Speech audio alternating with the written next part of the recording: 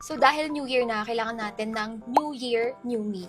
Ilang beses ko nang sinabi to, taon-taon ko na itong sinabi. Tignan natin kung magagawa natin siya ngayong taon. Pero kasi last year, buntis ako noon, so hindi ako nakapag New Year, New Me dahil nag-focus ako sa panganganak ko, sa pagbubuntis ko. Pero last year, isa sa mga best moment ko bago matapos ang taon is nakapag-dance pa din ako. Naakala ko hindi na ako makakapag-dance kasi nga CS ako.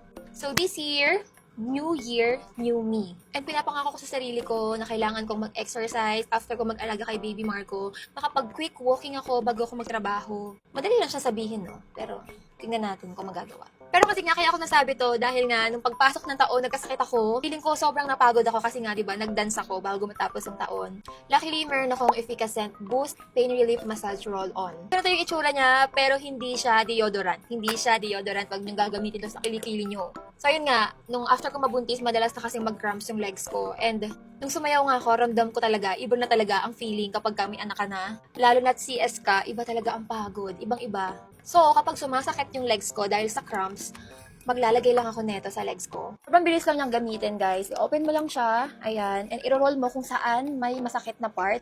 And dahil mabilis laging sumakit yung legs ko, dahil nga nag-walking na ako ngayon, tapos nagda-dance ako, ito yung mabilis na sumakit sa akin. And then, tatakpan mo. And then, itong takip, ayun yung gagamitin mong pang-massage sa kanya. Grabe, sobrang sarap sa feeling. Yung cooling effect niya, sobrang sarap sa feeling.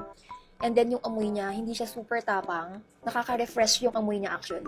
Pwede mo siyang gamitin dito sa likod, sa shoulder. Ayan, ayan yung mga, di ba? Pag trentahin ka na talaga, ayan na ang mga sumasakit-sakit sa'yo. And ang pinaka-nagustuhan ko dito, kahit na i-apply mo siya, hindi siya greasy. Na-absorb agad siya ng skin and hindi siya malagkit sa skin. So marami akong plano this year and feeling ko marami ding sakit na katawan ang mararanasan ko. Kaya masasabi ko, isa to sa mga pinaka-essential na kailangan ko ngayong taon. And syempre, sobrang sulit pa for its price kasi syempre hindi lang naman siya isang gamitan. Maraming beses mo siyang magagamit actually na para bang meron kang massage pa na affordable price. So this year, gusto kong maging active the whole year. Syempre with Efficacent Boost. Kayo, ano bang New Year's resolution nyo this year?